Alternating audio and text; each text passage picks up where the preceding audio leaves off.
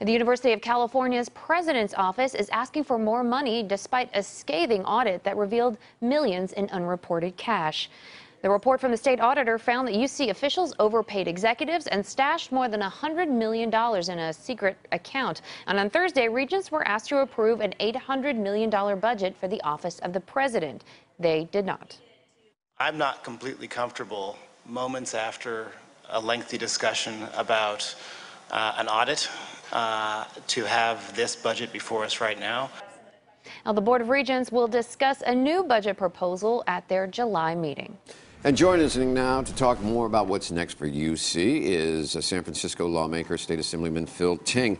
I want to focus a little bit on this idea. They approved putting a lid on out-of-state and out-of-country, I assume, coming into UC system. What was going on behind the scenes? How did that come down? We negotiated that as part of last year's budget process, and rather than cap growth of out-of-state students, UC decided to grow out-of-state students. So we actually have been negotiating with them behind the scenes for the last couple months to actually put a hard cap. What we've seen is a huge amount of growth go from 5% out-of-state to almost 25% out-of-state at UC Berkeley over just the last couple years. And those slots meant California students couldn't get into UC Berkeley. Okay, now it was a hot political issue because people say, why isn't my kid getting in there when somebody from out of state? The flip side is UC says they make more money off them. So what was the back and forth on that? Well, basically that's what it was about. It's about how much more money the state would be able to provide them to pay for in-state students. So what we've done the last couple of years in the budget is pay them for increased enrollment for in-state students. For example, we've had 7,500 California students increased enrollment in UC, and we paid about $5,000 per student. That was direct appropriations from the state to UC. So you're trying to make up for the difference? Absolutely. Can we sustain that? Or is this something temporary that's optics? No, absolutely. Well, that was one of the reasons we asked for the audit for UCOP, because we wanted to see if we could find more money. For example, that 7,500 students times 5,000 was just a few million dollars.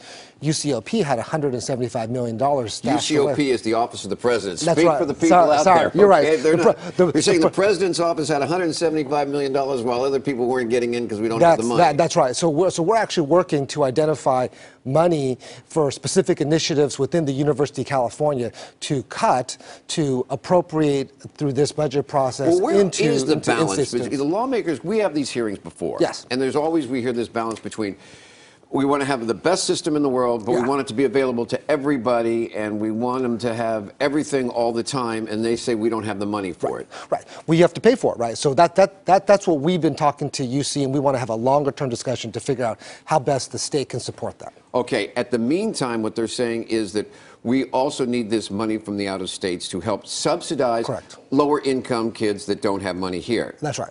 And the middle class feels like they're kind of getting squeezed in this whole process. That's right. So what we want to do is, that's why we capped enrollment. We didn't decrease out-of-state enrollment. We're letting the schools stay harmless, but at the same time, we're looking at giving them additional appropriations to fund more California students. Can we keep rolling at this rate? Oh, absolutely. I think these are long-term sustainable. We're biting off sustainable chunks. Sustainable chunks. Yes. Okay. Because it seems like everybody's choking on it. Well, no, not at this point. Okay. Janet Napolitano, you guys are upset about the money, but you seem to be equally or more upset at the fact that the allegations that her system or her assistants altered or tried to influence the audit. Well, one of the questions that I asked our auditor to look at that wasn't answered was there duplication of services between the campuses and the Office of the President? She wasn't able to get that answer because of the tampering. So that's something that the Regents have promised to take a look at through their independent third-party audit. Where do you think it goes from here? Well, I think the only power the legislature has over the University of California is appropriations of the budget and the deals that we cut within the budget. So as we go through our budget process, which will be done by June 15th, we'll be looking at which of the auditor's recommendations to implement. Okay, but we have audits. We've had them in the past. Yes. We also have these calls about how many out-of-state students to bring in. That's the political optics of it. I mean, okay. But in terms of changing UC system to make it more cost efficient, I've been hearing those arguments back and forth, or discussions for years, and every time we have an audit, it seems to pop back up again. Well, UC is a huge bureaucracy, and so what we're looking at is trying to figure out, especially with the President's office, how best to appropriate their money so that they are actually getting the resources to the students on the campuses. Final question, should UC President Janet Napolitano stay on? I think that's a call for the Regents. Phil Ting, State Assemblyman, punting another one.